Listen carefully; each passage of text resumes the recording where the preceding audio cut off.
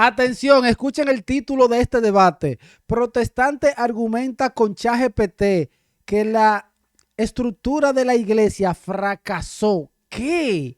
Pero ¿cómo así? Señor, este protestante entró al canal de Hugo Ariza y vamos a ver qué fue lo que sucedió aquí. Esto se va a poner bueno.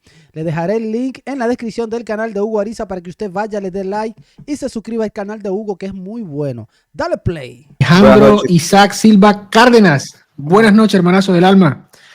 Bienvenido. ¿De qué confesión eres, campeón? Me vas a disculpar el internet.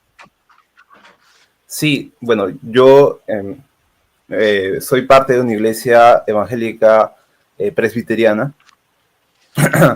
Y bueno, acá entro un poco para explicar, si deseas, ¿no?, algunos de los comentarios que hice, pero todo en buena onda. O sea, digamos que yo soy de la idea de que a través del debate todas las personas podemos aprender si es que lo hacemos con una actitud sincera, ¿no? A mí me gustan los debates, yo aprendo mucho de los debates, señores. Más bien, me vas a disculpar si mi internet... ¿Cuál es la iglesia evangélica? A ver. Presbiteriana. Ok, presbiteriano. Oh, los presbiterianos, perfecto. Ok, no, tranquilo, bienvenido, siéntete tranquilo, o sea, no hay problema. No sé si es primera vez que estás en el canal o me has visto antes, pero yo no tengo, bueno, no es mi intención no ser tranquilo, que estemos tranquilos dialogando, porque me gustan los razonamientos y los conceptos, los argumentos que se presentan para entender por qué abrazan una postura, ¿no? En este caso, para ir, porque tengo poco tiempo, sí, fíjate, ya yo me iba a ir. Tú dices que, a ver, si te leí mal, dijiste que es un modelo equívoco, o sea, un modelo que se equivocó. Aquí está. El papado fue una práctica que fue útil hasta que demostró ser un diseño equivocado, como cualquier diseño que concentra poder. ¿Por qué el modelo, por qué el diseño de la eclesiología católica impuesta por Cristo, yo tendría que mostrar por qué la impone Cristo, fracasó? ¿Por qué se equivocó? ¿Por qué está equivocado? Ay, bobo, señores. Vamos a ver. Ok, partiría primero de algunos presupuestos para después llegar a esa conclusión. Primero parto de estos presupuestos que tú los puedes debatir, puede ser que estén equivocados, ¿no? Primero, que la iglesia era descentralizada, en el sentido de que cuando empieza el ministerio de Cristo y cada persona y los diferentes apóstoles hacen su labor evangélica a lo largo de toda la zona alrededor de Judea, las iglesias empiezan a crecer a través de personas que escuchan el mensaje y empiezan a comunicárselo y reunirse en casas, ¿no? Como se demuestra en algunas cartas de Pablo. Las reuniones en casas y las iglesias surgen de forma orgánica, de forma independiente de una autoridad central. Las iglesias, dice él en plural. Él no sabe que es una sola iglesia, pero vamos a ver si lo explica más adelante, ¿no? ¿Cómo se hace? Por supuesto que hay una preocupación y se vela porque se siga con una doctrina correcta, y parte de eso lo muestra las cartas de Pablo, pero no es a través de una institucionalización de dogmas, sino a través de la corrección y el debate. Que de dogma, mira cómo ataca los ojos, Hugo, que no es de dogma. Oye, escucha, ¿qué fue lo que él dijo? Una institucionalización de dogmas, sino a través de la corrección y el debate. Que no, pero el primer dogma se hizo allá en Jerusalén, cuando el problema con los judaizantes, que fue un dogma que se hizo, se determinó una carta y se mandó a todas las iglesias que habían, a todos los obispos que tenían allá su iglesia, le mandaron esa carta para que creyeran eso que se determinó ahí, un mandato, dogma. Y un ejemplo de eso es el debate que tiene Pablo y Pedro respecto a la circuncisión, ¿no? En donde se llega a un acuerdo luego de debates respecto a cuál debería ser la forma en que se debería abordar la iglesia. ¿Cuándo empieza entonces a haber más bien una centralización a través de un obispo? Primero, como bien lo has mencionado, pasan los siglos y diferentes obispos en diferentes lugares de la etapa cristiana empiezan a reconocer a Roma como un ente neutral dirimente para las diferentes disputas, ¿no? De allí se pasa a una situación de institucionalización, sobre todo, y acá me puedo estar equivocando, sobre todo cuando se requiere una unidad para sostener al imperio,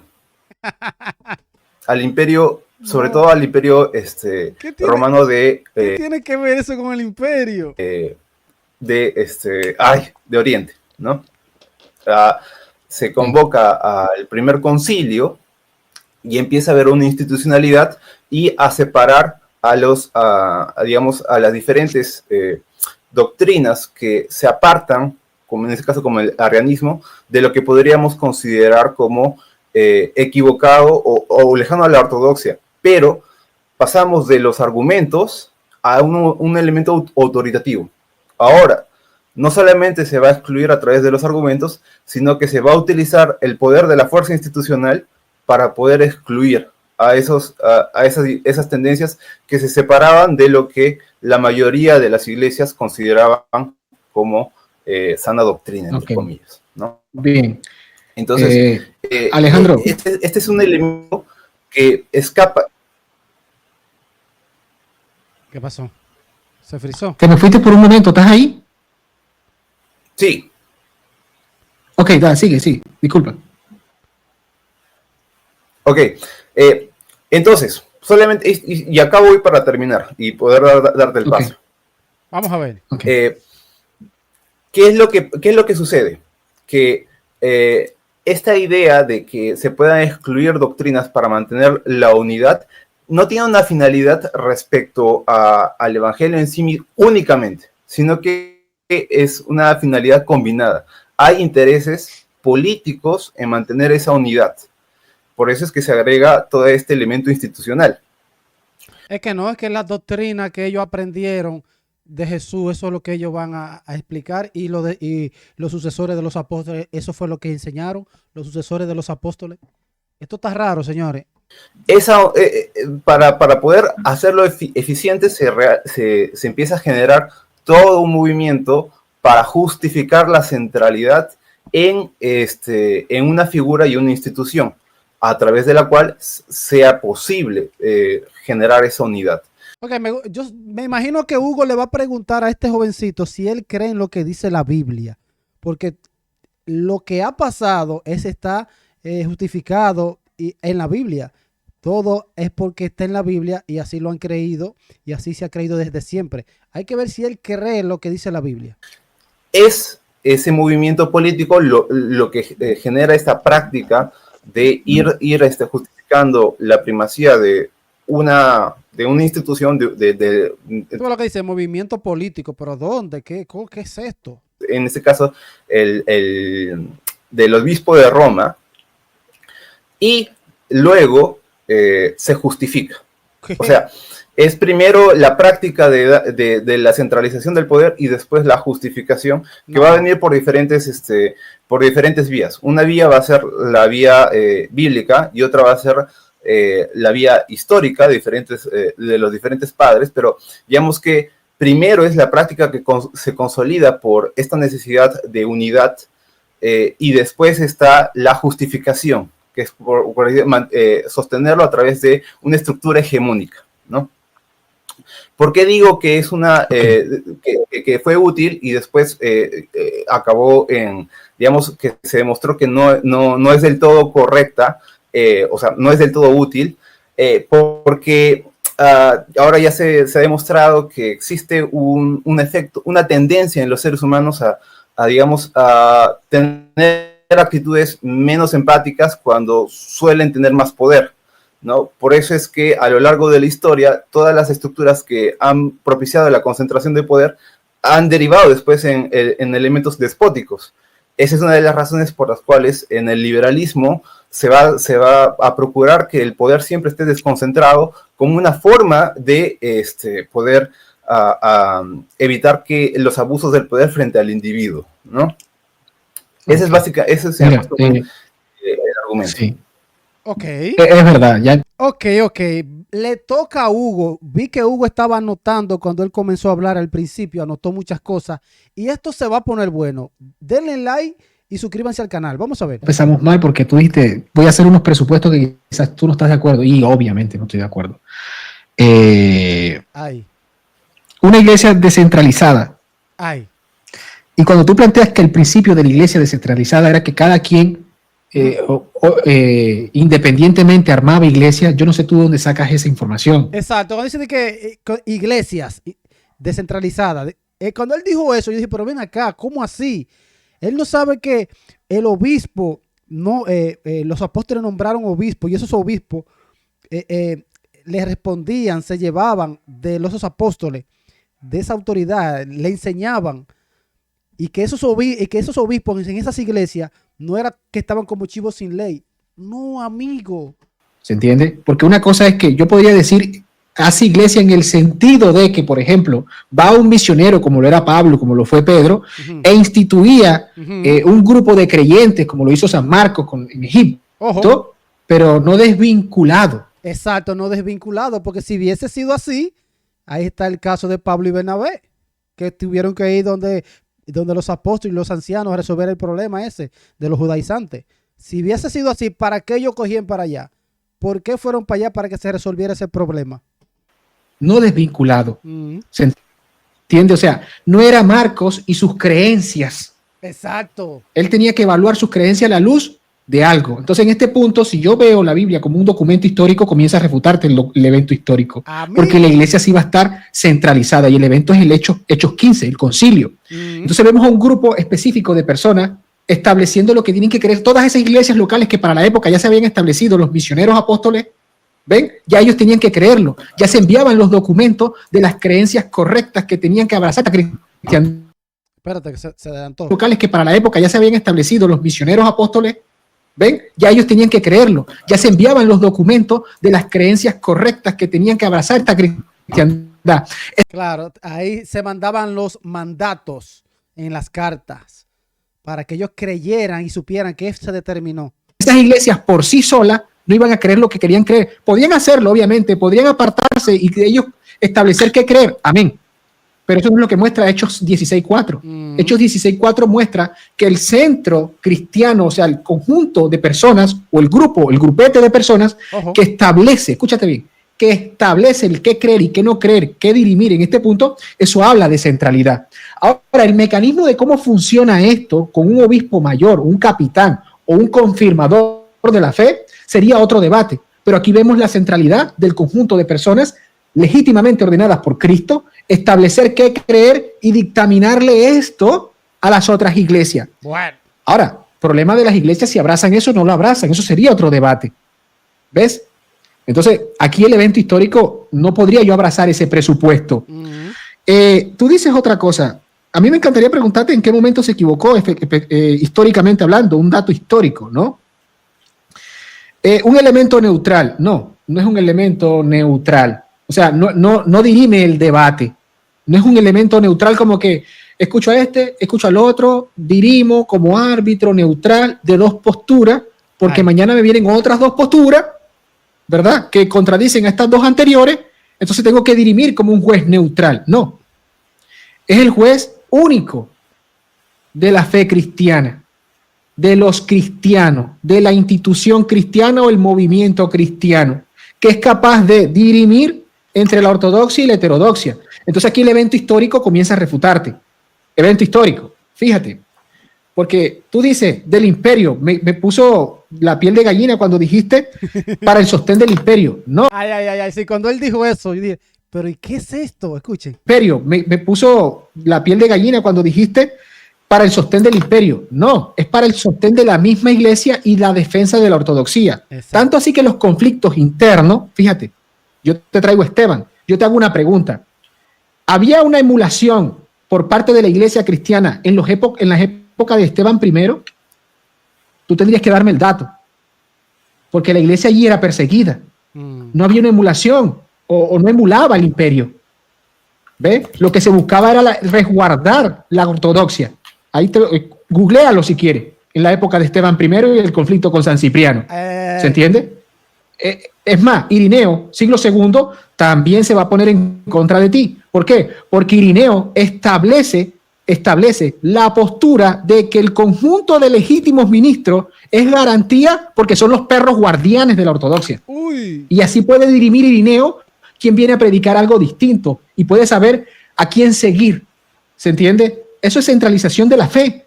Ahora en un cuerpo de obispo. Luego discutimos, esto es para tumbar el primer presupuesto, porque tú lo que planteas es cada lobo, ¿no? Cada lobo solitario estableciendo iglesias que creer de manera independiente, ¿no? Siempre había ese vínculo. Es más, ¿sabes cómo le llama la cristiandad esto? A Roma. El sistema de apelación. ¿Ves? ¿Pero por qué? ¿A razón de qué? No es que sea neutral, es que le abre los ojos y le dictamina a la cristiandad qué creer, como pasó en el Concilio de Jerusalén. Le dictamina al cristianismo qué creer en una postura, quién tiene la verdad en una postura, o quién está interpretando bien la revelación. ¿Se entiende? Entonces tienes en el siglo II tienes a Irineo de León, tienes a Tertuliano también, pero no te voy a citar a Tertuliano, me quedo con Irineo de León, que es más famoso y el dicho es más famoso, y tienes a Esteban. Entonces eso para quitarte el presupuesto de que lo que hace es para el sostén, se hace para el sostén del imperio. No, ahí estás trayendo a la mesa el argumento de que la iglesia se paganizó y emuló el imperio. No, esto lo establece Cristo, porque existe el concilio, pero existe el confirmador de la fe y el pastor de las ovejas de Cristo. Uy. ¿Se entiende? Entonces, ahora cuando tú dices, ¿se equivocó en qué sentido? Porque hubieron grupos que lo abandonaron. Y Alejandro, te pregunto, cuando tú dices que se equivocó, ¿en qué punto se equivocó y en qué se equivocó? Porque fue déspota, dijiste. Eso no tiene sentido. Para mí no tiene sentido. O sea, el hecho de que se ha equivocado el modelo porque los que están en la autoridad son déspotas. Bajo esa misma premisa no debería de existir pastor evangélico porque muchos van a ser déspotas. Muchos papas fueron déspotas. Muchos obispos son déspotas. Entonces, en ese sentido, todo falló. O sea, el cristianismo apague y vámonos porque es propio del ser humano las emociones y que en algunos puntos, o sea, tú tienes problemas con el modo del ejercicio de la autoridad. Es lo que veo. O sea, para ti el modelo ha fracasado, se ha equivocado, fue útil en un momento, pero ya no es útil porque empezó a ser déspota. Eso es un problema tuyo emocional, pero no se sigue, ¿se entiende? Porque bajo la misma circunstancia, no entiendo, o sea, Cristo le metió unos juguetazos a unas personas en el templo porque estaban vendiendo cuestiones allí. Muchos dirían, un fuetazo. Es déspota, entonces fracasó Cristo en su misión porque le metió unos juguetazos o reprendió a los que estaban en el templo.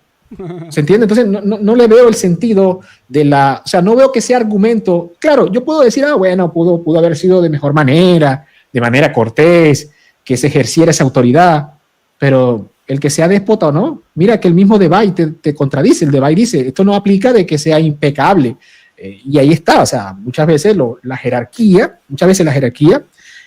al momento de ejercer su autoridad, hace estos desmanes, o sea, no. Eso viene incluido, o sea, no veo por qué de alguna u otra manera plantear esto. No va a ser un tribunal neutral, sino legítimo, que es distinto, que no dirime de postura neutral, sino que al contrario, defiende a capa y espada la ortodoxia. Entonces los cristianos apelan a Roma, ahora sí, para ir indicando el tema del papado o del obispo confirmador de la fe. Fíjate que los padres de la iglesia en este punto te contradicen. San Agustín quiere confirmar su fe concerniente a un libro canónico con el obispo de Roma. Igual el patriarca de Alejandría, Cirilo. Cirilo quiere abrazar. Imagínate que Cirilo en materia disciplinaria y en materia doctrinal apela al obispo de Roma para que él dirima, no como neutral, sino para saber qué hacer como autoridad legítima, tanto para Nestorio como para Cirilo, que son las posturas que se combaten teológicamente y disciplinariamente. Entonces el evento histórico, o el pensamiento de Cirilo y de Nestorio, los dos apelando al obispo de Roma para que confirme su postura teológica y el marco disciplinario en el cual deben actuar si abrazan la postura del hermano o lo rechazan públicamente.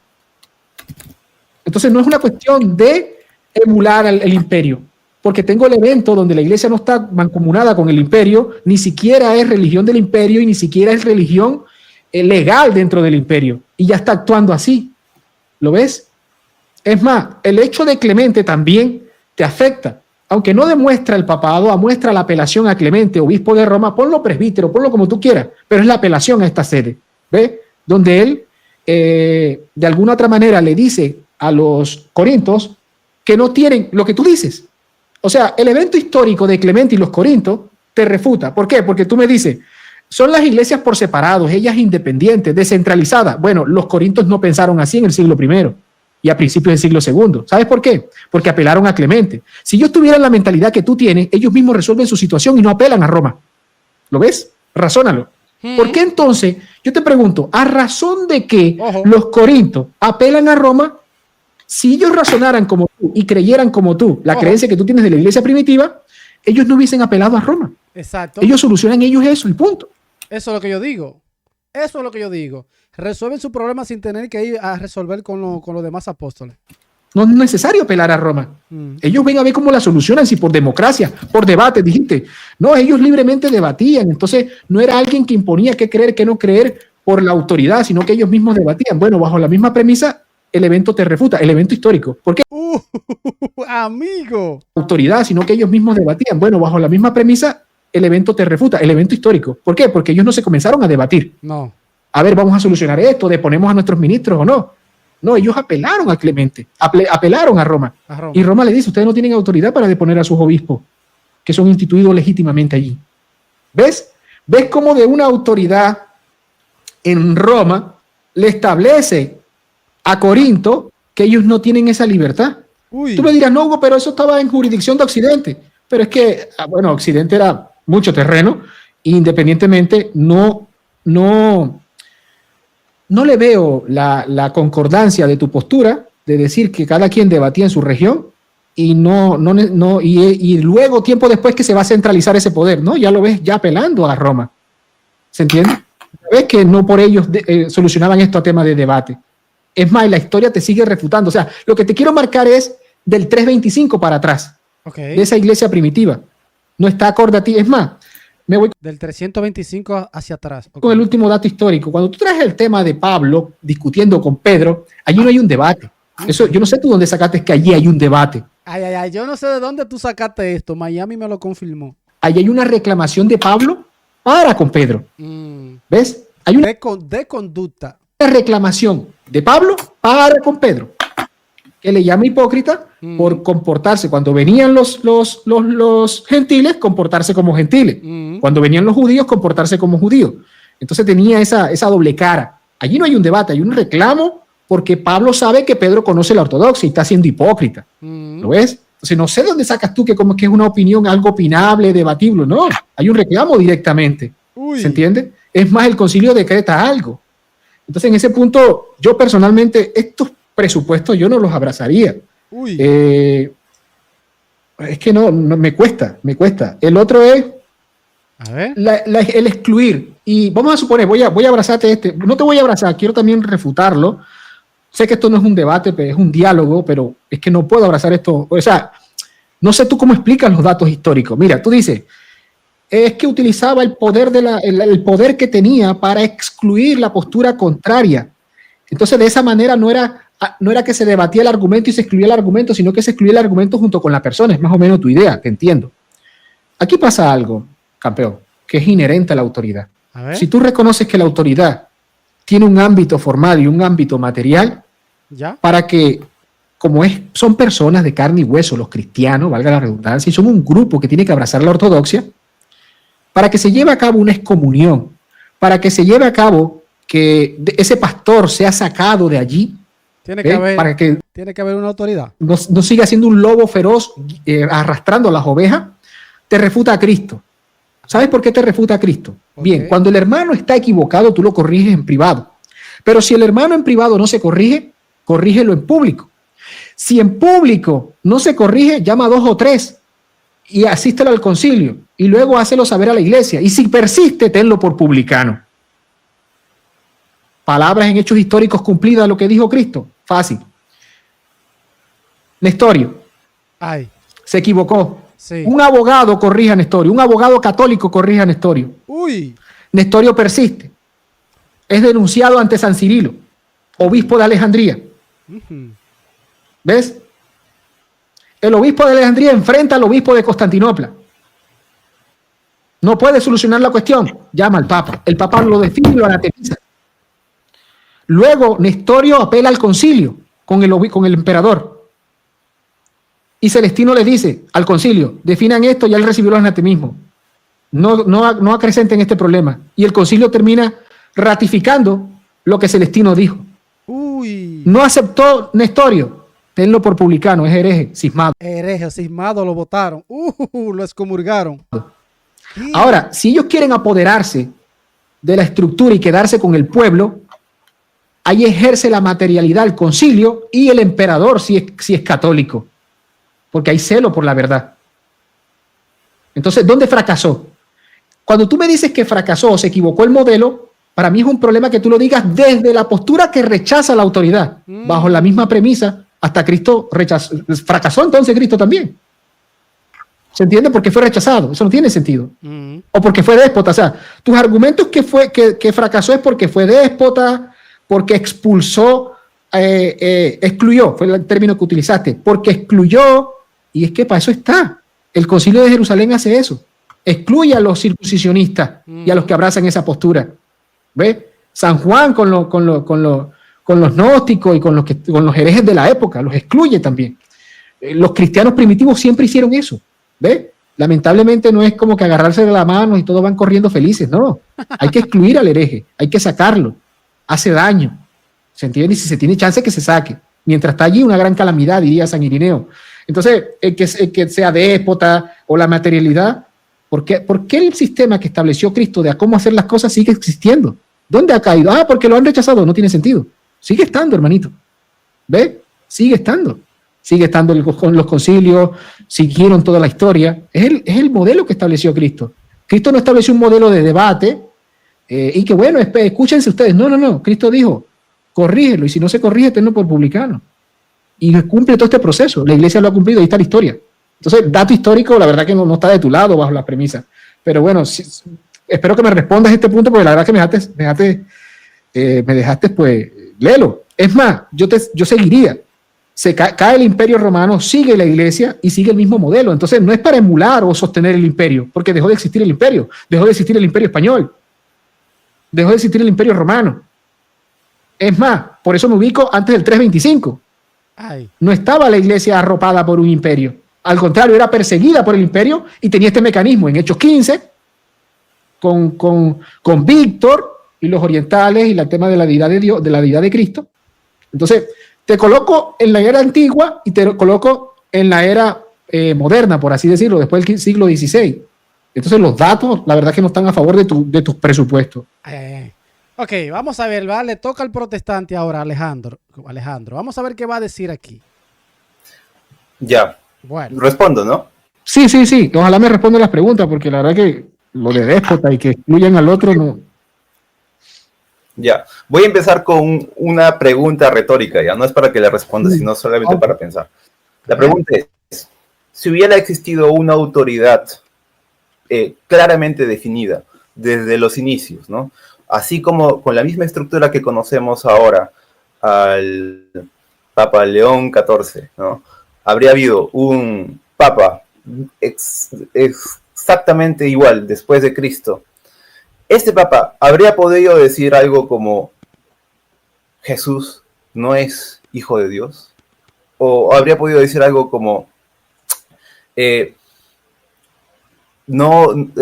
ni por fe ni por obras. La única manera de llegar a Dios es a través de, no sé, pues, manteniendo el rito judío.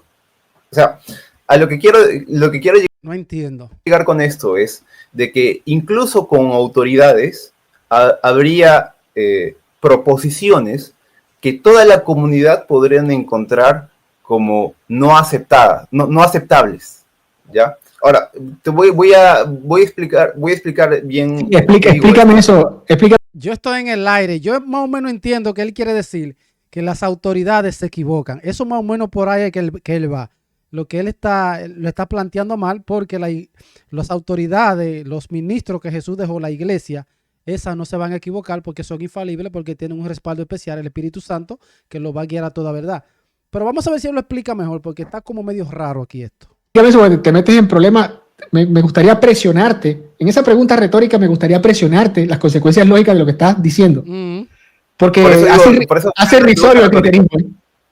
Dale, por eso fue una pregunta retórica. Dale, por eso entiendo. Ahora, tú empiezas tu argumentación diciendo de que en un inicio sí había cierto grado de descentralidad y mencionas el tema de los concilios y respecto a la idea de que había una unidad, pero tú bien mencionas en qué radicaba esa unidad. Radicaba en el seguir el evangelio, en seguir lo que había recibido de los apóstoles, ¿no? Y ciertamente esa es la unidad que se debía mantener y de hecho que tanto católicos como protestantes, o creo yo cualquier otra dimensión, cualquier otra parte del cristianismo podría estar de acuerdo. Una unidad basada en una misma forma de actuar, de pensar y de sentir. Esa es una unidad real que vale y por la cual habría que trabajar. Y yo no niego de que se buscara ese tipo de unidad. Pero entonces él lo está aceptando aquí. Claro, porque si los apóstoles nombraron obispos para que esos obispos vayan creando y enseñando a los fieles de su comunidad, al que vayan al cristianismo, que conozcan a Dios. Y si ellos en un momento, esas personas se desvían, ¿quiénes son los que lo van a llevar otra vez a decir, no, están equivocados, tienen que hacer esto? Los apóstoles, los obispos. Amigo. Yo creo que incluso el propio Pablo lo decía y lo mencionaba varias veces, ¿no? Y se menciona también de que había que mantenerse en la doctrina que habían heredado. Pero recordemos que esa unidad otra vez está basada en el mensaje, en el evangelio, en una idea, no en una autoridad. El protestante no quiere saber de una autoridad. ¿Por qué será que ellos no quieren saber de una autoridad? Díganme ustedes en los comentarios, ¿por qué el protestante no acepta la autoridad? Claro, porque si aceptan la autoridad, tienen que aceptar el Papa. Vamos viendo de que sí había este concepto de unidad, pero en la idea. ¿Ya? Que la idea hoy... Ahora, luego mencionas este tema de que, claro,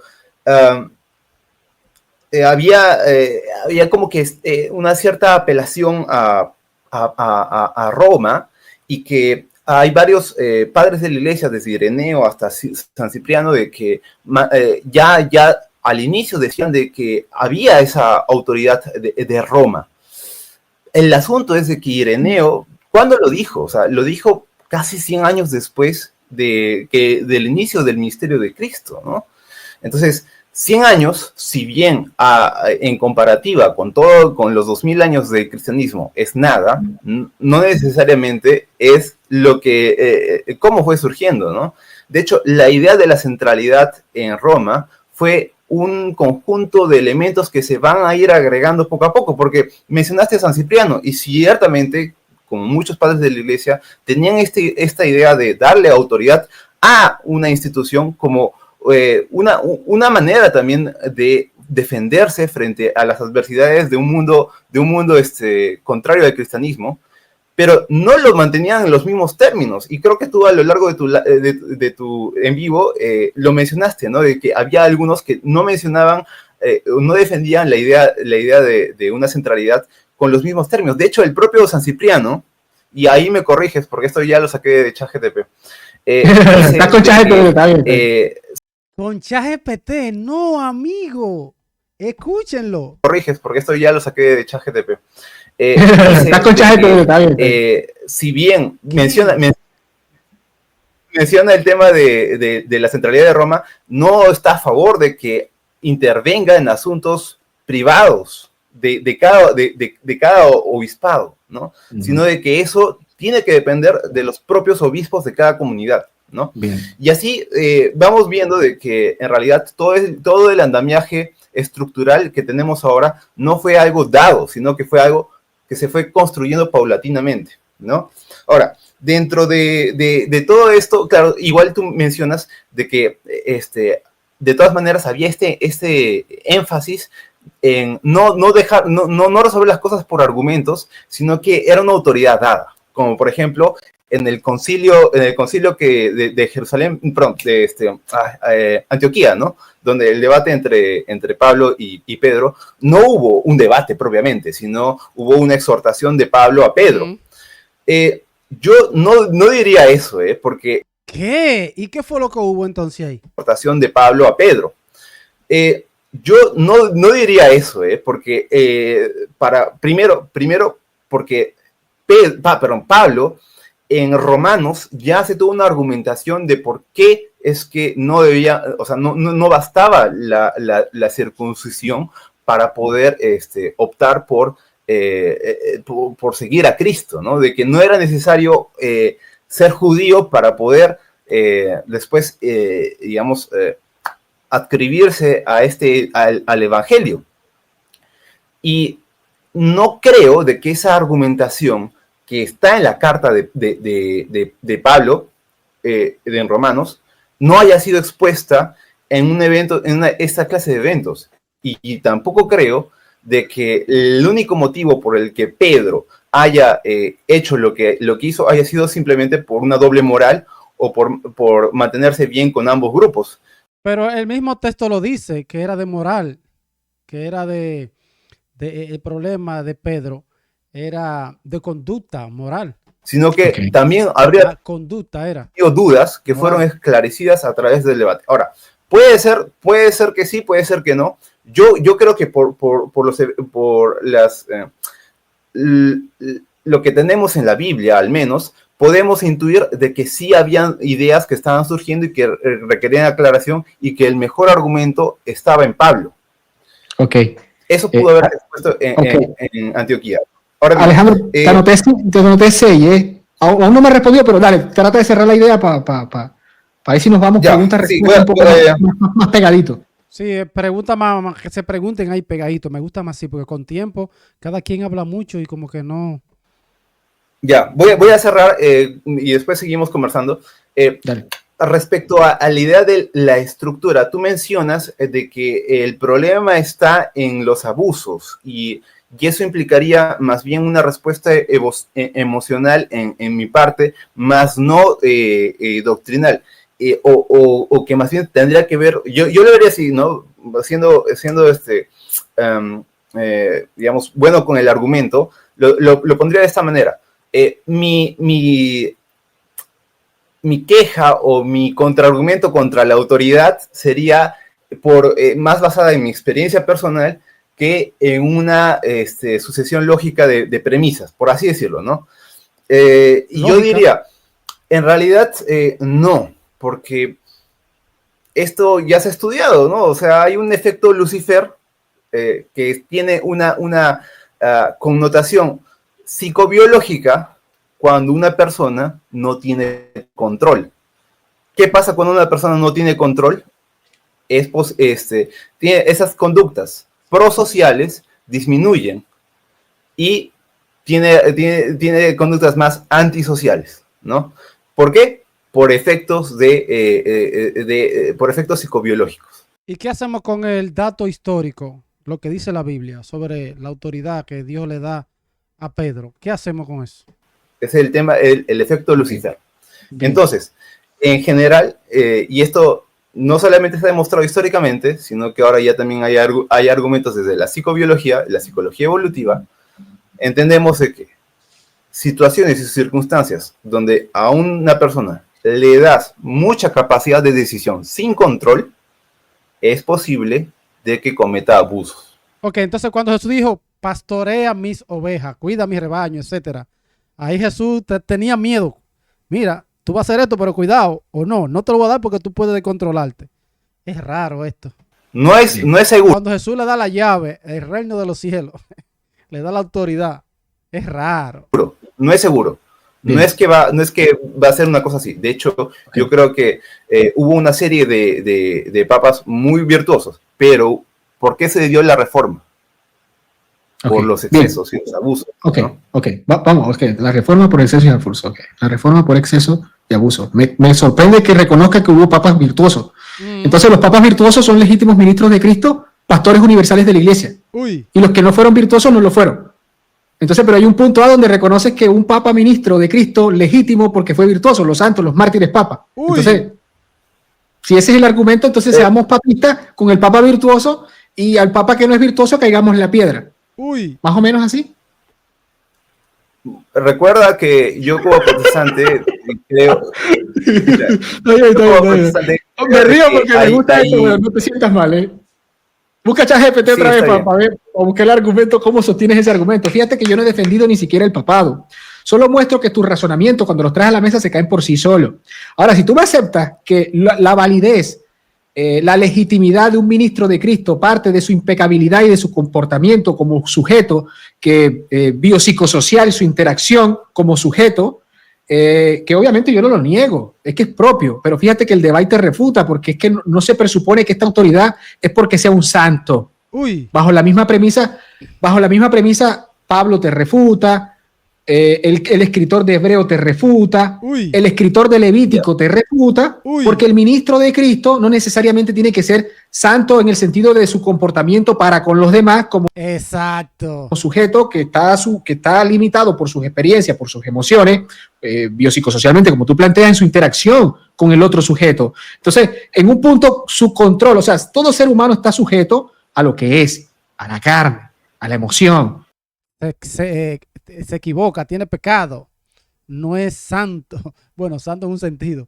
Se equivoca, tiene que pedir perdón por sus propios pecados. Que tiene que luchar contra ello. Es lo que nos distingue del animal racional con el no racional. En este punto, el ser humano, la emoción tiene que controlarla. Hay momentos donde la emoción exacerba la razón, ¿ves? Y comete actos irracionales, catástrofes, etcétera. El ministro de Cristo no, sí. Alejandro, mira, no te miento, mira. No te miento, mira. Segunda entrada, mira. ¿Ves? Sí. Ok, entonces relájate, porque mira. Déjame yo contestarte. Todo lo que dijiste, yo estoy tratando de sintetizar todo. Bien. Pero quiero que razones lo que estás diciendo, porque yo fíjate que no he defendido nada. Tú estás con ChatGPT, me gusta que estás con ChatGPT para que veas mi honestidad. Porque ¿qué? Que tú puedes googlear ahí. Ya voy para el tema de San Cipriano, que es uno de los temas que más me encanta. Pero voy de atrás para adelante. El tema de que primero contemplemos las bases. ¿Se entiende? Entonces, si hay papas virtuosos, ¿qué hacemos con los papas virtuosos? ¿Los abrazamos como ministros, como papas? ¿Como papas? O sea, pastores universales de las ovejas de Cristo. O sea, fíjate que tú fuiste que traiste argumento, ahora dices que no con el dedo. Sí, ahora dice que no, dijo que habían virtuosos. Entonces no tiene sentido. Pero, entonces, ¿me permites responder esa partecita? Pero yo te dejé. Dale, responde. Sí, es mejor así, háganlo así, pam, pam, pam, pam, que me gusta así.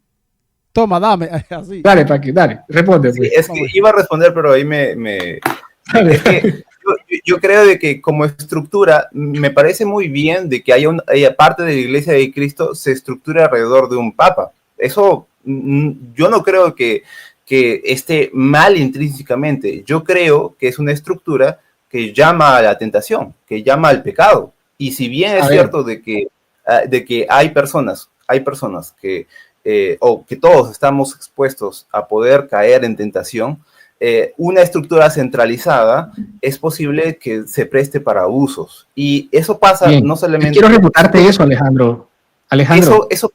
Eso pasa tanto en cierta forma de la estructura de la Iglesia Católica. Y en todas, Alejandro.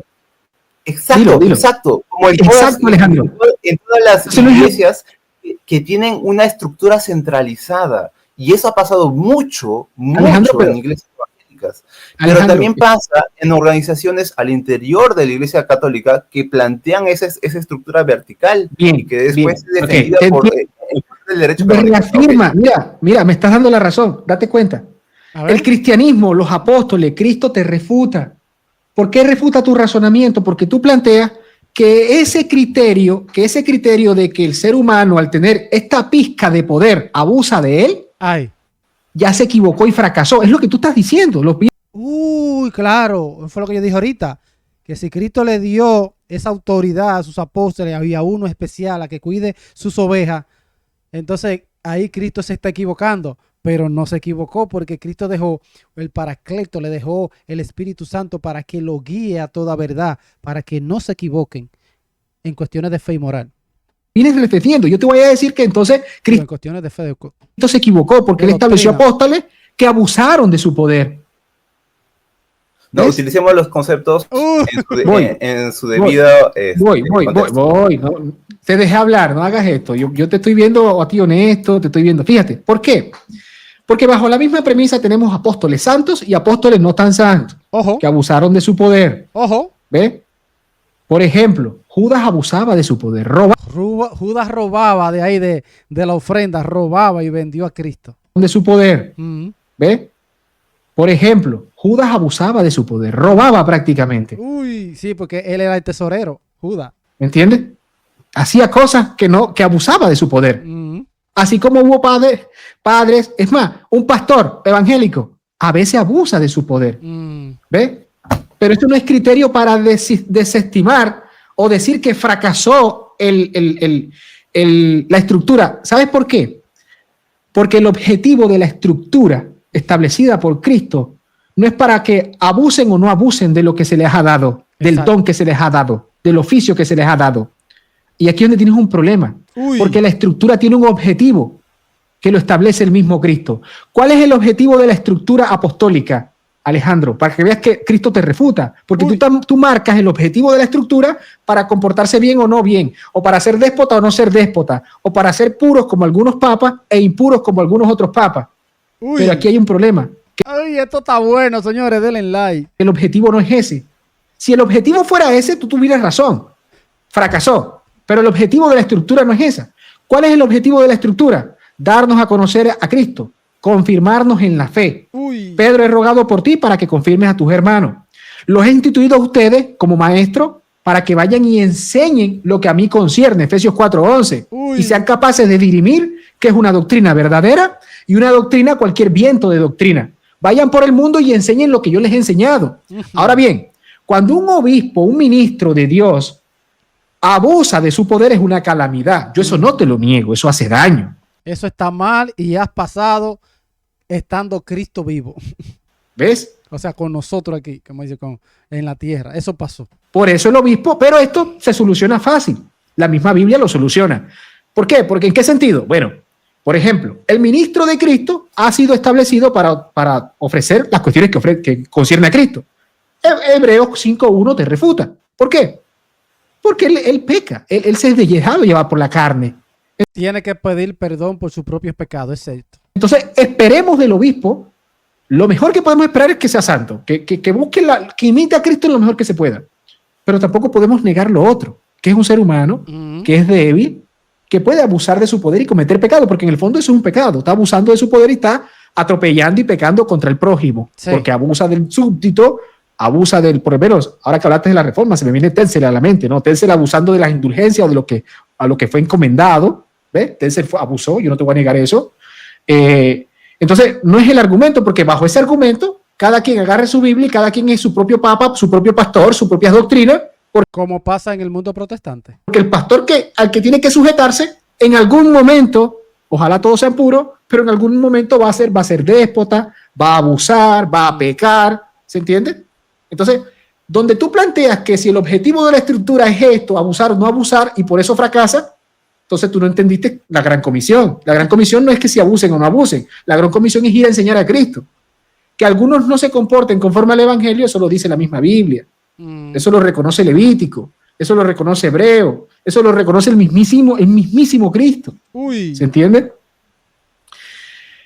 El mismo Pedro cayó. Entonces, ¿ve? Negó a Cristo. Tomás no le creyó. Entonces, hay puntos que yo no le veo sentido al argumento que trae. Eso para empezar por ahí. Mira, ahora con lo primero, fíjate que tú comienzas diciendo que no ves la centralidad, pero luego me reconoces la centralidad. Bueno, hay una especie de centralidad. Bueno, ya te refutaste solo. Ya te refutaste solo. Me reconoces la centralidad. Bueno, hay una especie de centralidad. Bueno, ya te refutaste solo. En un punto negaste la centralidad y ahora aceptas una especie de centralidad. Te refutas solo, ¿no? Tú dices, la autoridad es la idea. O unidos en la idea, no en la autoridad. Eso es una falsa dicotomía. ¿Se entiende? Porque tú para tener la ortodoxia necesitas que alguien te la establezca. ¿Ves? Necesitas, o sea, tú tienes que respetar el orden de los sucesos. La ortodoxia no te viene del cielo, se te es dada así como un listado de qué creer, qué no creer. O sea, la realidad no está a tu favor. Amigo. ¿Ves? Porque San Ignacio te va a refutar. San Ignacio establece, Irineo establece, y bueno, no me quisiste aceptar a Irineo porque son 100 años después. Bueno, acéptame por lo menos a Ignacio. ¿Ves? O pero peor aún, acéptame al mismo Cristo. Ay. Vamos con San Ignacio. Así, año 107 te refuta y vamos con Cristo, ¿ok? Los dos. Ok, vamos a ver. San Ignacio dice que los cristianos tienen que estar al de alrededor de su obispo. ¿El obispo es autoridad? Te pregunto, respóndeme sí o no. ¿El obispo es autoridad? Sí. ¿Se frizó? Sí, en su comunidad. Bien, de la iglesia. Bien, la iglesia de Cristo tiene su obispo. Ok, mira, tú dices, hay que estar unidos en la idea, no en la autoridad. Pero Ignacio dice que hay que estar unidos al obispo. Porque Ignacio en el siglo II lo refuta. hay que estar unidos en la idea, no en la autoridad. Pero Ignacio dice que hay que estar unidos al obispo. Porque en él está la enseñanza de Cristo. Entonces son los dos. Te refuta Ignacio de Antioquía. Sí, lo refuta. Ahora vamos con Cristo. Vamos con el maestro de maestros, señores. Denle like, suscríbanse al canal. Los apóstoles, porque fíjate que no me aceptaste Irineo. Estoy a finales del siglo I. Ahora vámonos a Mandamá. Al 33. Al Mambano. Al 30. Al que manda la parada. Al Nazareno. Cristo, los apóstoles son autoridad establecida por Cristo, ¿sí o no? Sí. Vamos a ver. Alejandro. Sí, claro. Bien, hay que escuchar los apóstoles porque en ellos ellos enseñan lo que es correcto, o sea, la idea, como tú lo dices, ¿sí o no? A quienes ustedes escuchan, a mí me escuchan. Sí. Entonces, ¿tu razonamiento dónde entra, Alejandro? O sea, como tú... Entonces, Jesús dejó una autoridad. ¿Qué hacemos ahí? ¿A quién nosotros vamos a escuchar después que Jesús se fue y dejó esa autoridad? Haces una dicotomía, no la idea, o sea, no importa el ministro, es que el ministro es el que me transmite la verdad. Sin él, ¿a quién escucho? Diría Tertuliano, ¿a quién escucho? Diría San Agustín, ¿por qué escuchar a María y no a San Ambrosio? ¿Cómo? ¿Cómo fue? Perdón. Sí, ok. Continúa. Entonces, fíjate que tú en el segundo punto, después que me aceptas la centralidad en cierto aspecto, ahora me dices, no hay que estar unidos en la idea, no en la autoridad. Es que son las dos, tú haces una falsa dicotomía. En Efesios sí dice, unidos en una sola fe, que es la creencia, un solo bautismo, una sola iglesia, etcétera. No, pero es que el bautismo lo hace un ministro. Es que la fe te la transmite un ministro. Es más, San Pablo, ya ahora voy con San Pablo, ya tienes a Ignacio de Antioquía, tienes a Jesucristo, vamos con San Pablo. ¿Cómo van a predicar si nadie les ha enseñado? ¿Cómo van a predicar si nadie les ha... No, ¿cómo van a creer si nadie les ha predicado? ¿Cómo van a predicar si nadie los ha enviado? Cuando Pablo va a predicar, fue con las columnas, y las columnas le dijeron, acuérdate de los pobres. Él mismo fue a recalcar, a reafirmar que su predicación no fuera en vano cuando subió a Antioquía a hablar con las cabezas. Entonces, tú haces una falsa dicotomía. Sí. Es más, te tengo un dato terrible. Te tengo un dato. Vamos a ver el dato. Tu razonamiento es un razonamiento herético del siglo II, más o menos, de Tertuliano heterodoxo. ¿Lo ves? Que establece esa división entre la fe y la autoridad legítima que establece la fe. Porque la fe es un contenido. Hablo de la fe no de la adhesión a la verdad, como creer. No. Hablo de contenido, el contenido de la fe. Lo que hay que creer. ¿Ves? Entonces eso lo establece una autoridad. Siempre fue así en el cristianismo. Mira los ojos de él, está pensando. Miren los ojos de él. Mire. Lo que hay que creer. Mire. ¿Ves? Entonces eso lo establece una autoridad. Ahí está pensando, ahí está buscando en el disco duro, ahí. Por ChatGPT, por internet. No, él está pensando en lo que Hugo le está diciendo ahí, mire. El contenido de la fe, lo que hay que creer. ¿Ves? Entonces eso lo establece una autoridad. Eso lo establece una autoridad.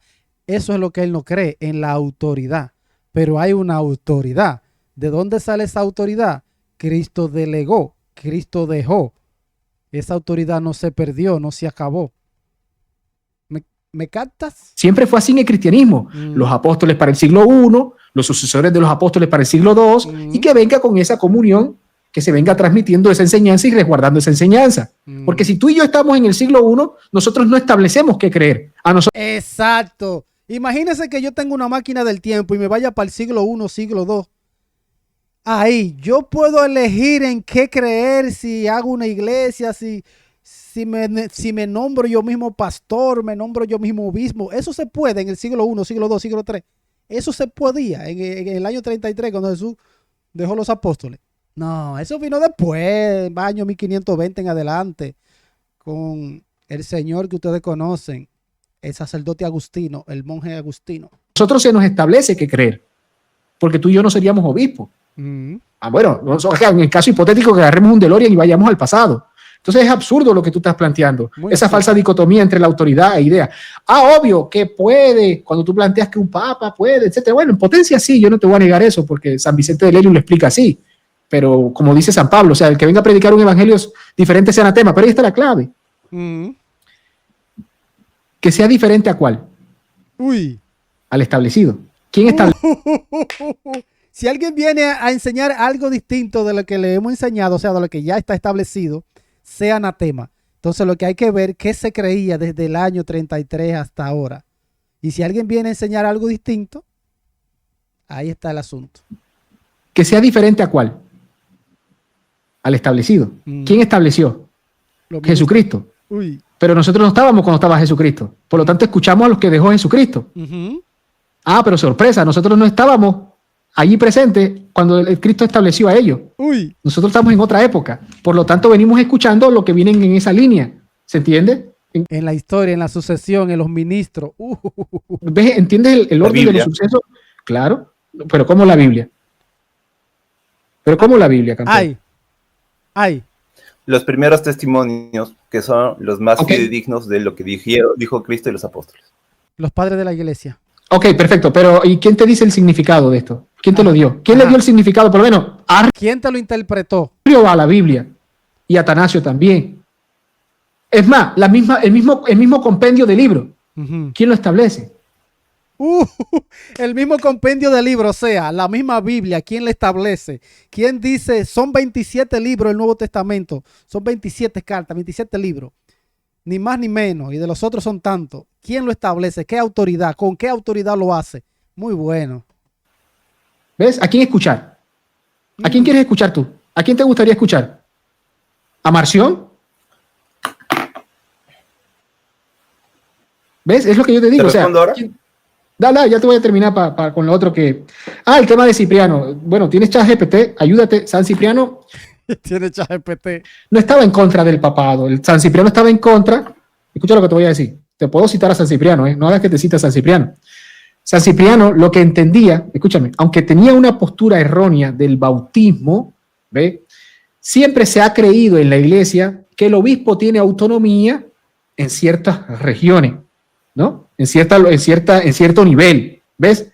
Entonces San Cipriano, en el sínodo que él hace en Cartago, él rechaza que en este evento específico y en esta temática tenga que meterse el Papa. Pero en esos mismos actas, él establece que de lo más importante hay que informarle al Papa. Pero la interpretación de Esteban no es la misma. Él ve que esto es supremamente importante. Y la historia te refuta. Porque yo traigo al historiador, en este caso a San Vicente de Lerium, que narra este dato histórico, si quieres los ChatGPT allí, para que veas que la iglesia arropa a Esteban, porque entiende que esto es sumamente importante si hay que rebautizar a los que han sido bautizados por hereje, sí o no, si el bautismo de esto es válido. ¿Ves? Creencia que el catolicismo tiene hasta hoy. O sea, si tú como evangélico nunca has sido católico y te bautizan respetando la fórmula trinitaria y la materia y forma, etcétera, en este caso que se respete la fórmula, es válido. Cuando muchos, si el sacerdote o el que te recibe en la iglesia católica no está seguro, te rebautiza, en el sentido de rebautiza, porque está mal el término, bajo condición, bajo que se haya hecho mal o algo así. ¿Ves? Yo he escuchado eso, te bautizan de nuevo en caso, si por si acaso no te bautizaron con la forma, con el Padre, el Hijo y el Espíritu Santo, si hubo un procedimiento raro o si tú no te acuerdas si te bautizaron, en ese caso se puede bautizar. Entonces no tiene sentido lo que traes a la mesa. San Cipriano sí creía, pero la cuestión era un pleito que ha existido siempre estos pleitos en la iglesia. O sea, no es una cuestión que esto anula el papado, al contrario, esto fortalece la postura. Porque es que hay un entendimiento del papado, aunque el entendimiento tenga diferencias en el punto de modo cómo debe de llevarse. Una cosa es cómo debe de llevarse, otra cosa es lo que es. ¿Se entiende? ¿Ve? Si fuera así, si tú eres papá y tienes 3 hijos, uno de tus hijos diría, tú eres mi papá y tu autoridad deberías de ejercerla así. Pero a veces no necesariamente es eso, tú puedes tener otro pensamiento, pero eso no quita que tú eres el papá. Ahora, si quieres vamos a preguntas y respuestas, Alejandro, o si quieres que te dé 3 minutos, si tienes algo así que decir, para yo ya ir cerrando, hermanito. ¿Ya? Dale, pero me gustaría más que razonar a las cosas que estás diciendo y vieras lo que se te está diciendo, a ver qué opinas, o sea, Me gustaría que vieras, que dieras explicación a esto. Te voy a poner mi... Bueno, ya, me avisas. Ya. Vamos a ver. Bueno, señores. me gusta mucho que menciones la palabra ha sido refutado, porque a través de la repetición como que entra, ¿no? Pero... Perdón por eso, perdón por eso. Ok, perdón por eso. No te preocupes. Dale. Mira, es interesante. Sí, es interesante cuando mencionas este argumento de la autoridad y la idea no se diferencian, ¿no? Y ahí me retrotraigo a la pregunta de retórica con la cual dije, ¿y qué pasa si la autoridad no te escuché que para el... repítelo. Si la autoridad, ¿qué pasaría si la autoridad dijese algo que evidentemente va en contra de lo que ya se considera como ortodoxia, ¿no? Ese es el problema, ese es el asunto. Entonces, yo quisiera mantenerme en esta postura de la diferencia entre autoridad e idea. Y ahora voy a fundamentar por qué. Okay. Para empezar, en sí mismo, yo no estoy en contra de la estructura, sino de lo que pretenden hacer con la estructura. O sea, las diferentes comunidades pueden tener diferentes formas en cómo se administran, ¿no? Y pueden tener diferentes estructuras. Lo que yo estoy diciendo es de que hay algunas estructuras que tienden más al pecado cuando son centralizadas y hay otras que no cuando son descentralizadas y cuando son gobernadas por gobiernos colegiados, ¿no? O más democráticos, entre comillas. Ahora bien, lo que cuando tú dices, ya, entonces quiere decir de que un papa virtuoso, tú lo aceptarías como papa, entonces vuélvete católico. Creo que ese sería un nombre de paja, digamos, ridiculizando el argumento, porque yo lo que estoy diciendo es de que la fundamentación que ustedes hacen de la doctrina del Papa, de la centralidad de Roma, o sea, lo erigen a categoría de dogma, cuando en realidad no lo es, ¿no? Entonces, ¿cómo fue? Acá la situación es de que lo que es el verdadero debate es si es necesario esta estructura para poder ser salvo, o sea, pertenecer a la estructura administrativa para poder ser salvo. Yo lo que estoy diciendo es que no. Ok. Él está diciendo como que para pertenecer más o menos a esa estructura, estar sujeto a esos ministros que Dios dejó, si tú con eso, si tú estás fuera, eres salvo sí o no tienes que ser salvo. La cuestión es que él quiere renegar de esa autoridad. Pero la Biblia dice, Hechos 2:47, que el Señor agrega a la iglesia lo que van a ser salvos. ¿A cuál iglesia? ¿Dónde está esa autoridad? ¿Dónde están esos ministros que él dejó? Y porque el Señor va a salvar cuando estén ahí en esa iglesia, cuando Él la agrega a esa iglesia. ¿Por qué ustedes creen? Porque en esa iglesia le van a decir qué es lo que tiene que hacer, qué es lo que tiene que creer, la interpretación, la doctrina que le van a enseñar a ese sujeto. Administrativa para poder ser salvo. Yo lo que estoy diciendo es que no. Y ese es un debate diferente. Ahora voy a explicar por qué. Pero empezamos diciendo de que igual esa estructura era tendiente a la tentación porque concentraba el poder. Entonces, pero ese no es el argumento para decir de que el papado no es dogma. Entonces, lo que quiero decir acá es que Cristo no dispuso un papado. Ahí está la vuelta, señores. Cristo no dispuso un papado. ¿Qué entiende él por papado? ¿Qué fue lo que dijo Jesús? Eso es lo que tienen que debatir ahí para que lleguen a algo. Escuchen lo que él dice. Que Cristo no dispuso un papado. A partir de, o sea, vamos a ver, primero... Pues ahí está Hugo anotando, mire, ahí está Hugo anotando lo que él dijo, porque ese es el punto. Vamos a demostrar, vamos al meollo, como dice. ¿Qué fue lo que Jesús dijo? ¿Qué fue lo que él instituyó? ¿Qué fue lo que él dejó? Él dejó un papa, una persona para que guíen a sus ovejas. Dejó a alguien, un líder. Lo dijo, está en la Biblia. Eso es. los cristianos, los primeros cristianos del siglo 100, los apóstoles creían eso, los sucesores de los apóstoles, los discípulos de los apóstoles creían eso, y ahí está la historia. Y así uno puede darse cuenta. Un papado.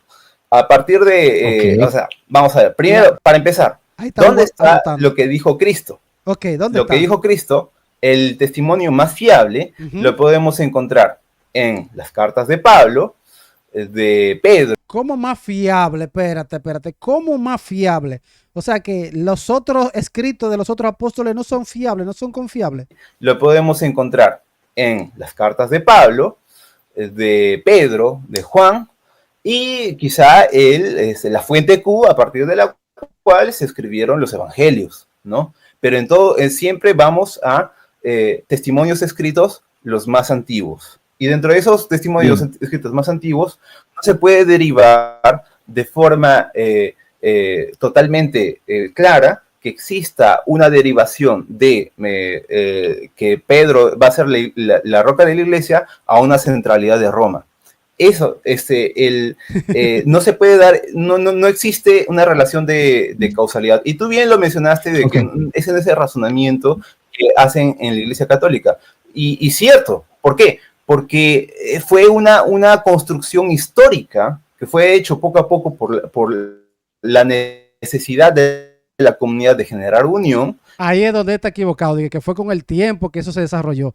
Ahí es donde él está equivocado, señores. Porque fue una construcción histórica que fue hecho poco a poco por la necesidad de la comunidad de generar unión, que después fue fundamentada a partir de textos en la Biblia. Pero no es que leyeron la Biblia y dijeron, ya, tenemos que ir centralizarnos alrededor de Roma. No, se utilizó posteriormente la Biblia para justificar eso.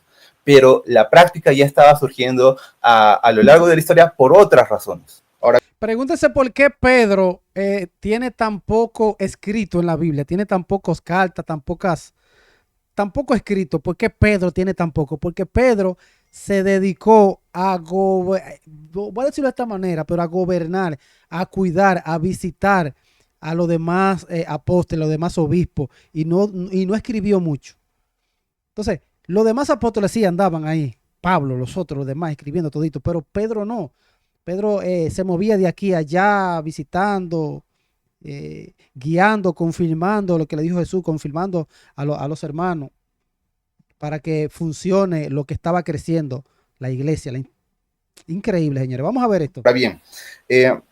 Lo que creo yo de que una de las razones por las cuales crees que es necesario para el evangelio es de que para la salvación es de que no puede haber predicación del evangelio separándolo de las estructuras, porque dices que la gran comisión, ir y predicar a todas las naciones, se le está dando, es una orden que no se puede ejecutar sin una estructura.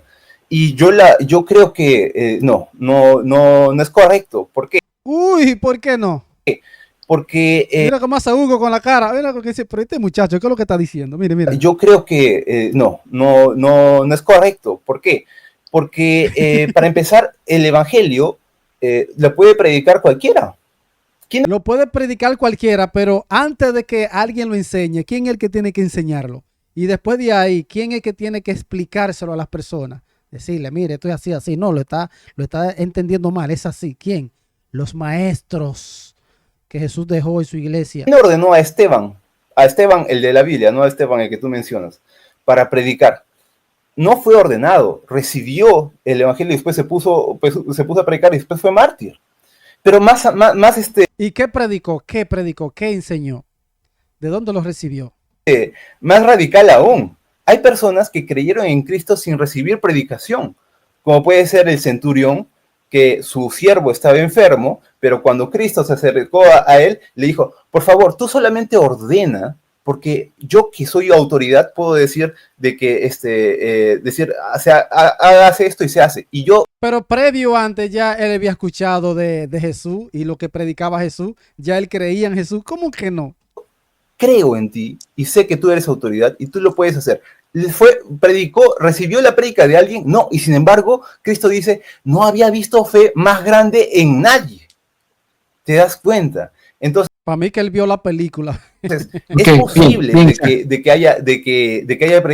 Tienen que hacerla más corta. Me gustan las preguntas así papicaditas. Están haciendo un monólogo muy largo los dos. La Biblia dice, si ustedes no hablan, las piedras hablarían, ¿no? O sea, recordemos, la conversión la hace Dios. No es necesaria la estructura. Y bien, finalmente, Alejandro, para concluye, pediría preguntas y respuestas para poder achicar más. Bien, Alejandro, mira. Ya, no, si quieres, estoy de acuerdo con ya, sí. Tiene un delay, Alejandro, con el internet. Termina, concluye lo que vas a decir, porque me parece honesto o justo que lo hagas. Concluye, porque yo sí te anoté, mira, te vengo anotando, concluimos con el tema de la fe, quien creyó en Cristo, etcétera. Ok, concluye. Tiene un delay, ve. Ya.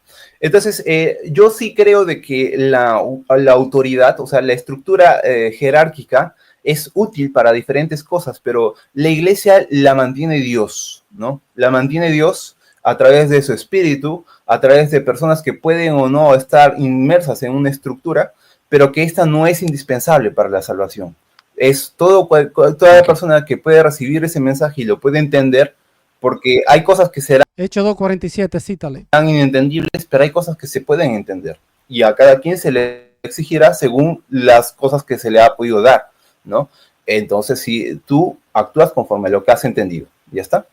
Ojo, vamos a ver. Mira, Alejandro, mira para dónde te fuiste ahora, donde yo ya te dije y no me escuchaste, que yo no estoy hablando de fe como la adecuación de la voluntad y el intelecto a creer.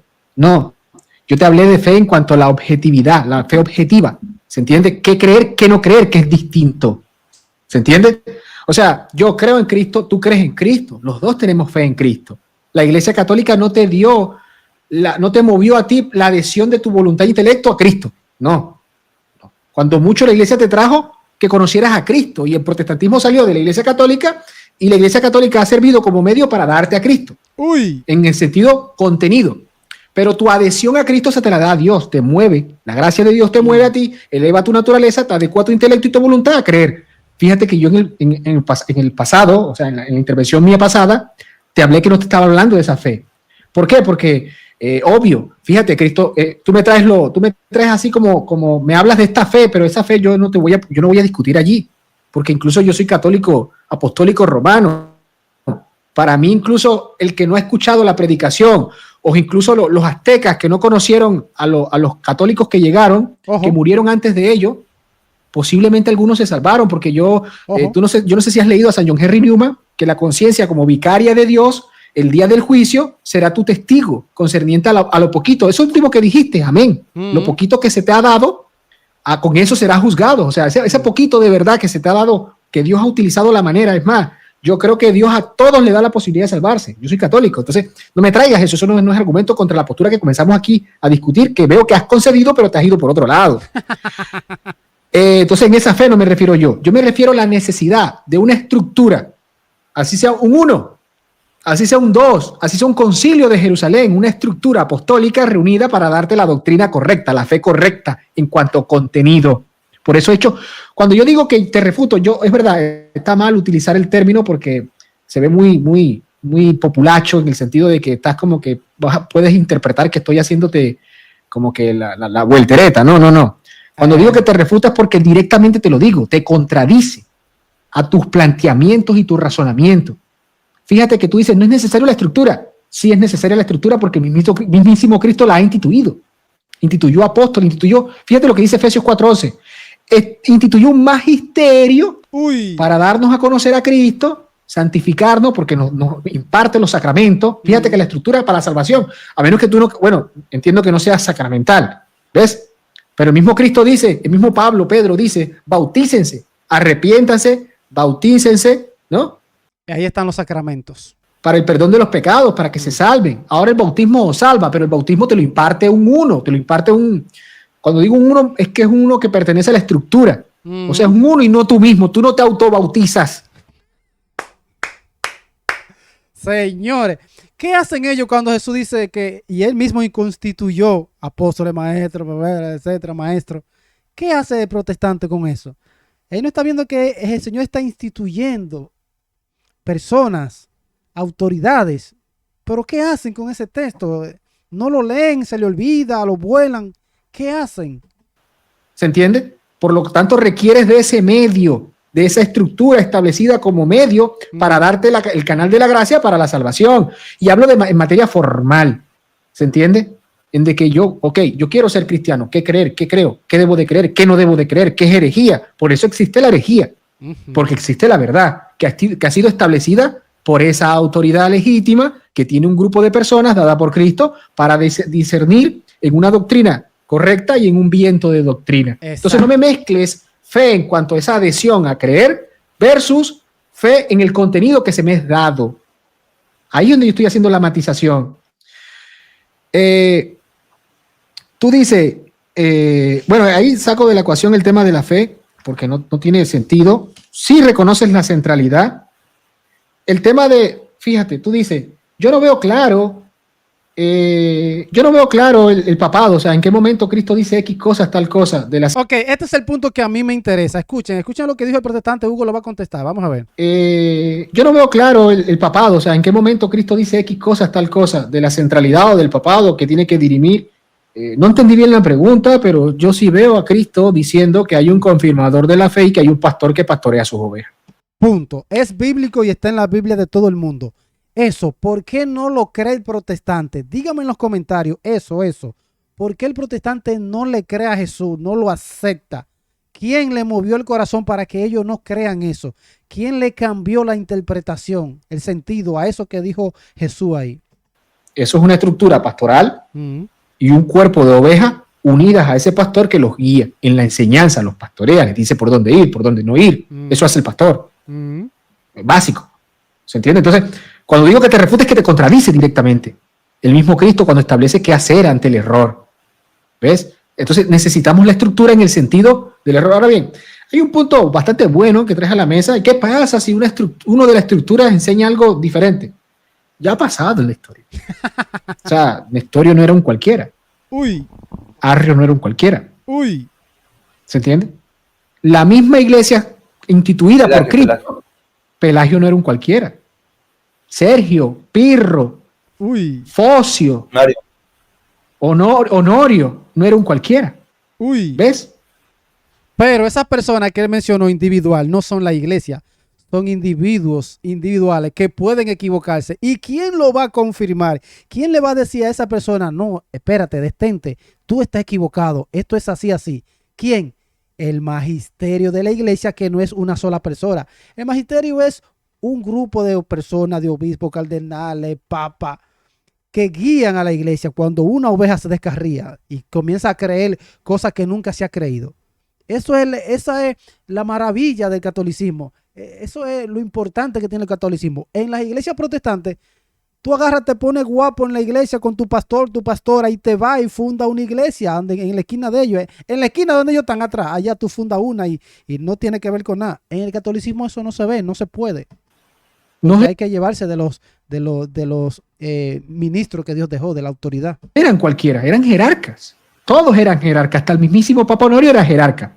Ok, ¿cómo dirime esto? ¿Cómo dirime esto según Cristo y la iglesia obedeció a Cristo, sí o no? Vamos a verlo. Ok. Entonces vamos a ver si el dato no te refuta. Disculpa que utilice el término, no te contradice, no tumba tu razonamiento. Ok. Hay un grupo de hermanos. Viene ahí. Uno de la jerarquía predica el error. Y tú preguntas. Todo lo que yo te dije, uno de la jerarquía, un hermano ahí de la jerarquía, del grupo, de los que están ahí en esa época, uno se equivoca. Vamos a ver. Esto está bueno, este ejemplo que va a dar Hugo. Vamos a ver. Uno de la jerarquía predica el error. Y tú preguntas, ¿qué pasa si uno de la jerarquía predica el error? Para saber que está predicando un error, primero tengo que conocer la verdad. Porque la fe subjetiva tengo que evaluarla a la luz de la fe objetiva. Así que yo puedo conocer el error. O sea, tengo que conocer la verdad, porque conociendo la verdad puedo dirimir y saber qué es el error. Pero esto es lógica básica. Entonces, en este punto, ¿qué hace Cristo? Cristo dice, ok, si tu hermano está cometiendo un error, está cayendo, lo que tú quieras, corrígelo. ¿Cómo soy capaz de corregirlo? Sabiendo que está predicando el error.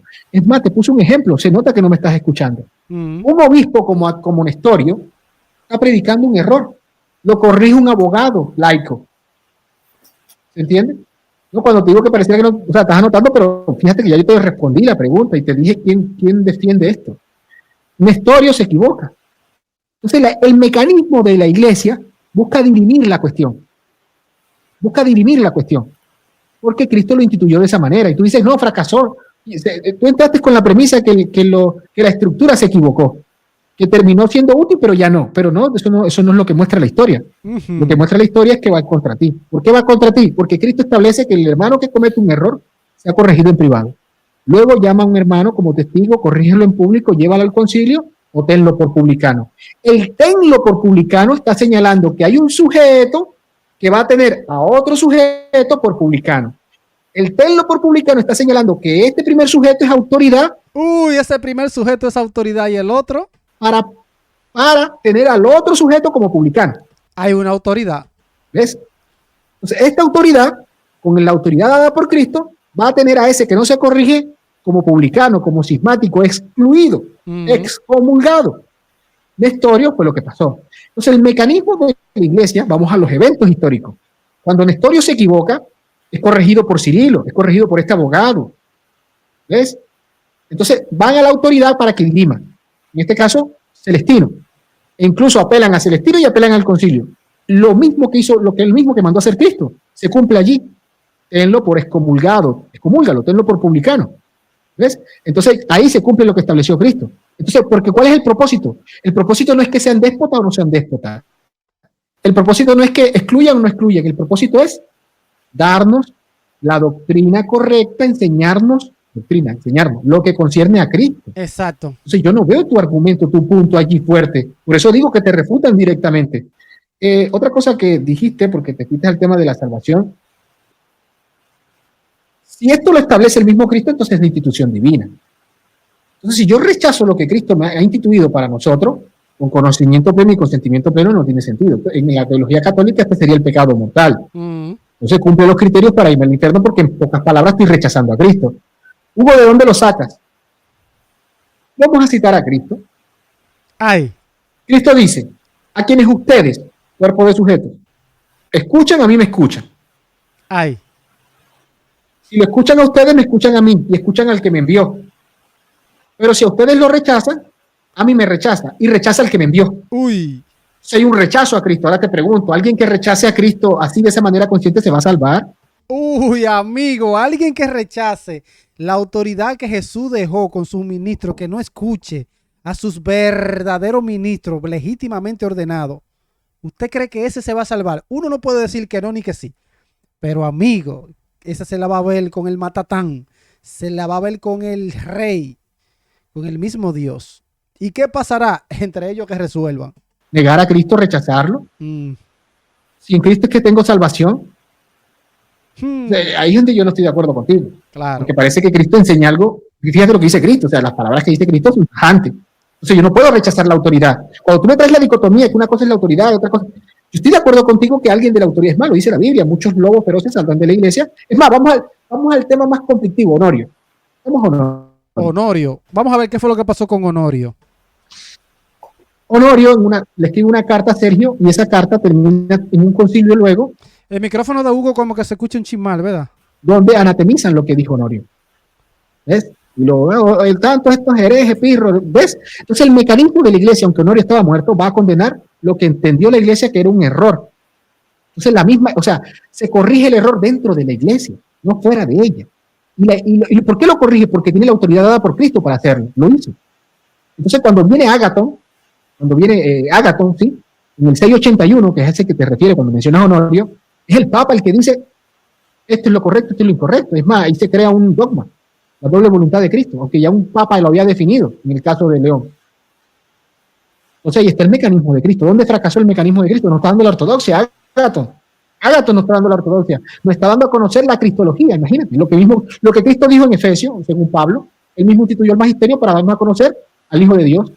Bueno, nosotros sabemos que el Hijo de Dios es verdaderamente Dios, es verdaderamente humano, hombre en este caso, tiene doble naturaleza, doble voluntad. Bueno, la doble voluntad nos las ha dado ese Papa, ese Ágaton lo ha confirmado lo que estableció el 681. Entonces en ese punto, ¿dónde fracasó? No me muestras dónde fracasó. Al contrario, yo la veo no, porque fue déspota. Es que ese no es el propósito. El objetivo no es ser... Ahora, que si fuese menos déspota, estoy de acuerdo contigo. Ojalá lo haga lo menos déspota posible. Pero el hecho de que sea déspota no se quita que no tenga esa autoridad legítima dada por Cristo. El protestante cree que si hay una persona, un ministro, un sacerdote, un papa, que se porte mal, que camine mal en eso de disciplina, conducta, moral, cree que ya eso no lo hace legítimo. Y no, es legítimo, es un siervo de Dios que se portó mal, un ministro legítimo que se portó mal, y ese le va a dar cuenta a Dios. Punto, se acabó.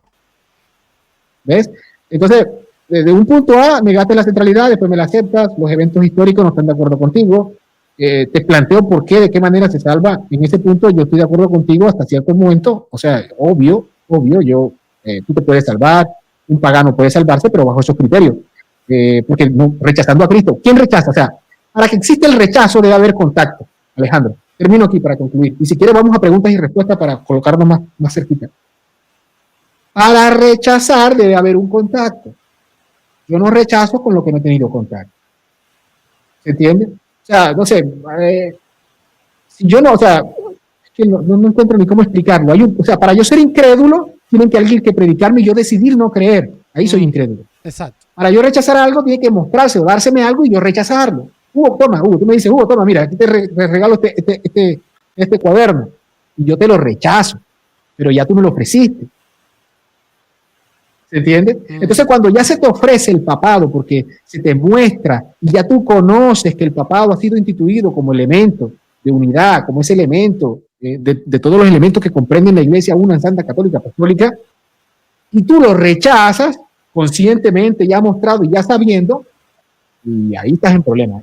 Ahí estás en problema, tu alma peligra, porque estás rechazando lo que ha instituido el mismo Cristo. Entonces, en ese punto yo hoy no estoy de acuerdo contigo, te explico esto. No me traigan los ejemplos de la teología del deseo porque yo también la abrazo, entonces no aruña nada. No sé si quiero vamos a ver las consecuencias lógicas de lo que estamos abrazando y lo que estamos diciendo, a ver a dónde terminamos. Ok, voy a dejar el video hasta acá.